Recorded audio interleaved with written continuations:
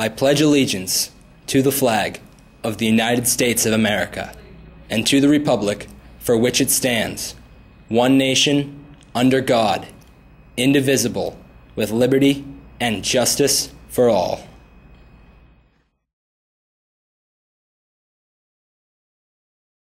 Good morning, King Philip, and welcome back to KPSN.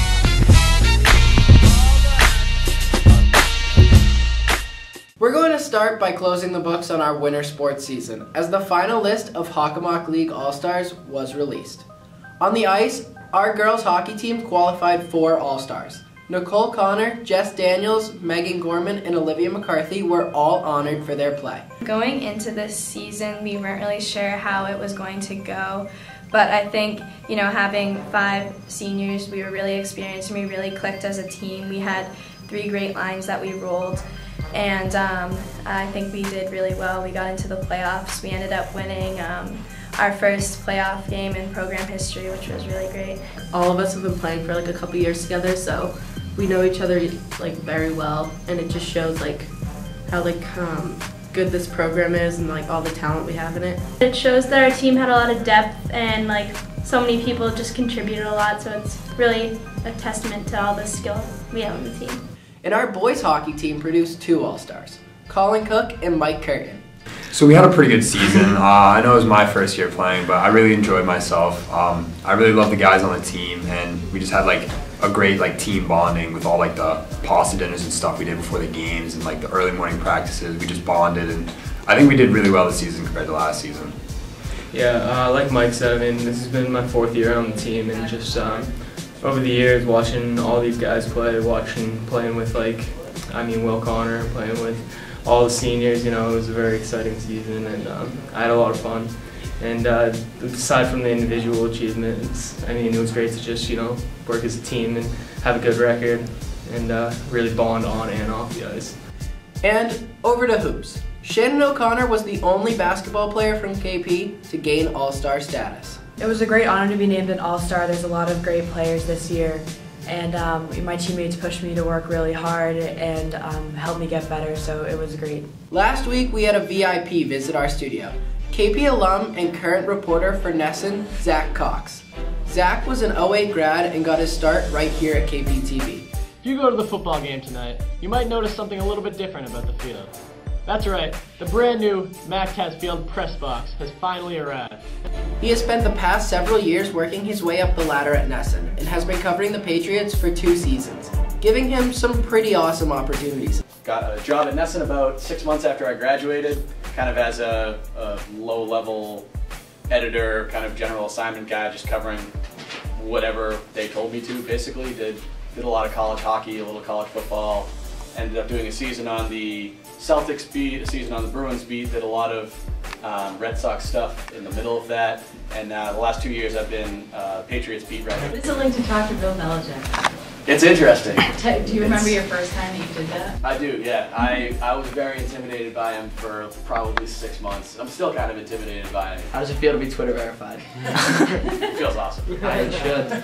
Saturday, the Final 4 of March Madness will begin, and the opposing sides of the bracket tell an interesting story. On one side, you have a few surprises. The bracket-busting Loyola of Chicago against Michigan, an 11 seed against a 3. Prior to this, only 3 11 seeds had ever made it this far.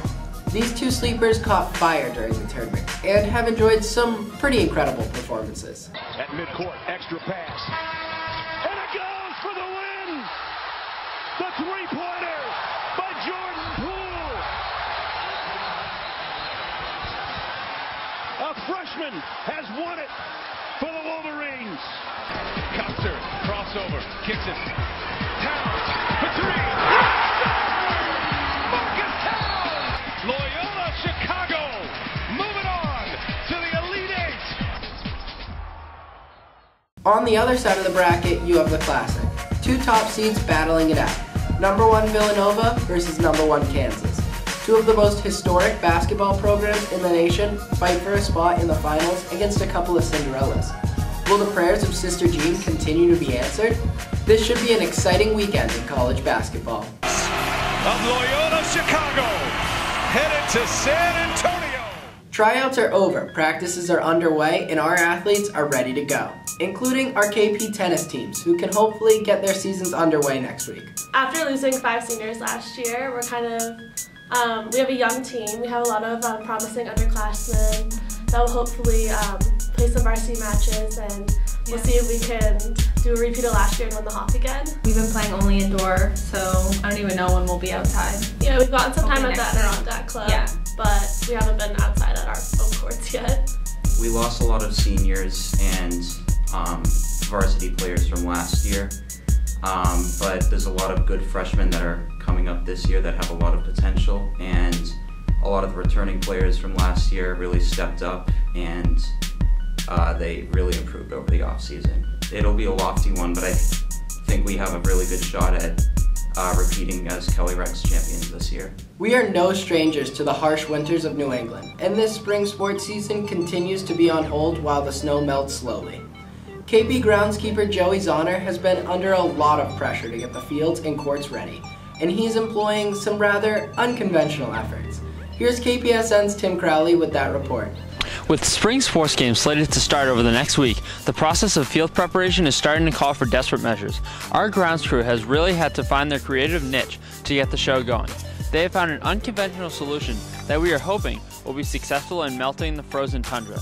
In order to expedite snow melting, the crew has spread crumb rubber across our field and track. These small black pellets will absorb sunlight, creating a warming effect across the surface. Head groundskeeper Joe Zahner spent his Friday afternoon spreading 2,200 pounds of this magic stuff on the turf and the track. A few days later, the baseball field was dusted with 4 tons of green sand, which will hopefully have the same effect. This little science experiment is definitely paying off. Kudos to Joe and his crew. Top dressed the field, and when they built it when it was new. So the beauty of that is once the snow all melts, we'll have our first top dressing application already incorporated into the field. And the idea is that the black rubber pellets will radiate heat from the sunlight. Oh yeah. All right, and as we broadcast this over the field, the sun will come out. It's supposed to be out tomorrow, it'll be 40 degrees, and hope for the best. Hopefully we're down to green turf, playable field in no time.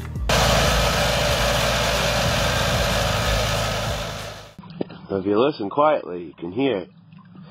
The water dripping right into the drains. See the rubber pellets everywhere? Let's hope we can host some home openers on time next week. That's our broadcast for this week. Thanks for watching, and we will see you back here next week.